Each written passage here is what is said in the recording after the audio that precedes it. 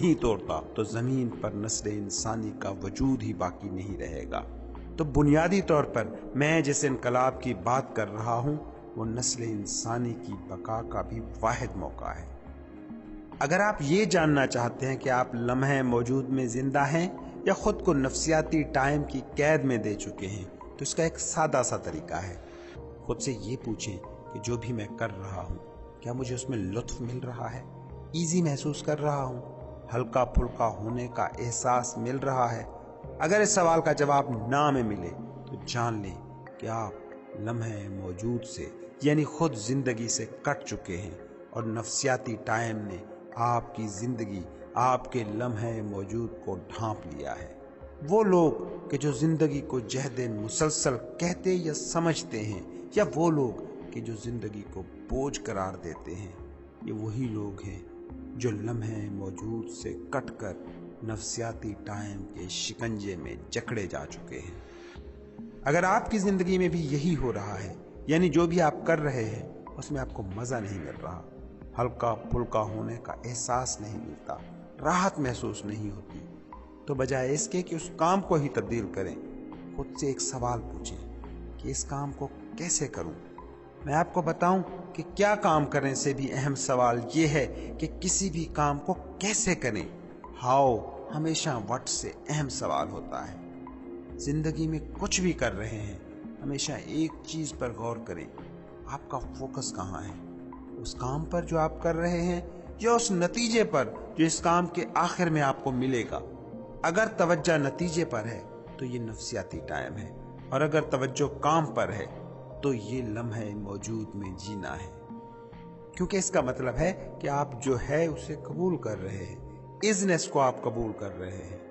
بات کو سمجھیں کہ آپ کسی بھی ایسی چیز پر فوکس نہیں کر سکتے، اسے مکمل توجہ نہیں دے سکتے جس کے خلاف آپ مزاحمت بھی کر رہے ہوں۔ کوئی کام کر رہے ہوں اور آپ کی توجہ اس کے نتیجے پر ہو تو اس کا مطلب کیا ہے؟ اس کا مطلب یہ ہے کہ آپ اس وقت اس لمحے میں اس کام کے خلاف مزاحمت بھی کر رہے ہیں، اس لیے اس لمحے پر اس کام پر توجہ نہیں ہے بلکہ اس کے نتیجے پر ہے۔ سوچیں ایسی زندگی کتنی قابل رحم ہوگی کہ جو مسلسل ہی کسی اگلے سٹیپ پر توجہ کو مرکوز رکھے چل رہی ہو، جو لمحے موجود کے اپنے ہر ایکشن کو کر بھی رہی ہو اور اس کے خلاف لڑ بھی رہی ہو۔ جیسے ہی آپ لمحے موجود کو اس کا جائز احترام دیتے ہیں، وہ تمام حالتیں جو انہیپینس، ناخوشی کی حالتیں ہیں، وہ تمام حالتیں جو سٹرگل اور جد و جہد کی حالتیں کہلاتی ہیں، وہ تحلیل ہو کر فنا ہو جاتی ہیں۔ زندگی خوشی، راحت اور احساس سکون کی بہتی ندی میں ڈھل جاتی ہے۔ جیسے ہی لمحے موجود کو آپ احترام دیتے ہیں، وہ لمحہ کہ جو زندگی ہے، تو زندگی بھی یعنی لمحے موجود بھی آپ کے دامن کو خوشی، سکون اور طمانینت سے بھر دیتا ہے۔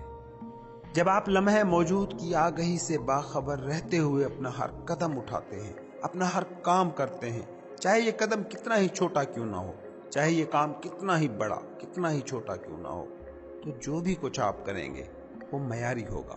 اس کام میں آپ کا دماغ ہی نہیں، دل بھی انوالو ہوگا، اور اس کام میں احساس طمانینت کا لازمی سا احساس بھی ہوگا۔ اس لیے اس چکر میں نہ پڑ جاؤ کہ اس کام سے کیا ملے گا، اس ایکشن کا نتیجہ کیا ہوگا۔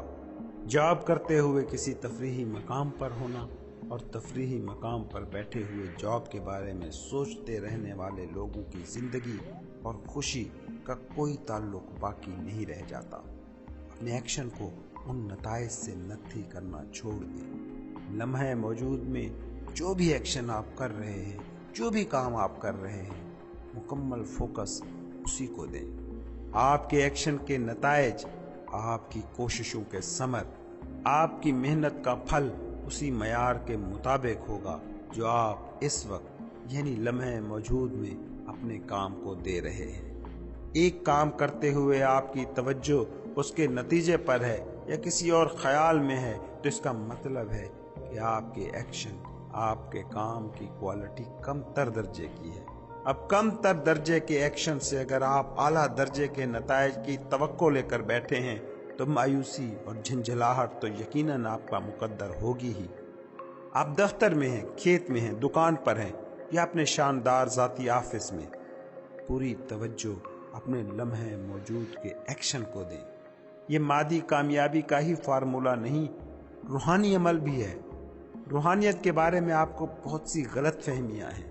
حقیقت یہ ہے کہ روحانیت فقط اسی چیز کا نام ہے کہ آپ لمحے موجود میں کتنے ہیں۔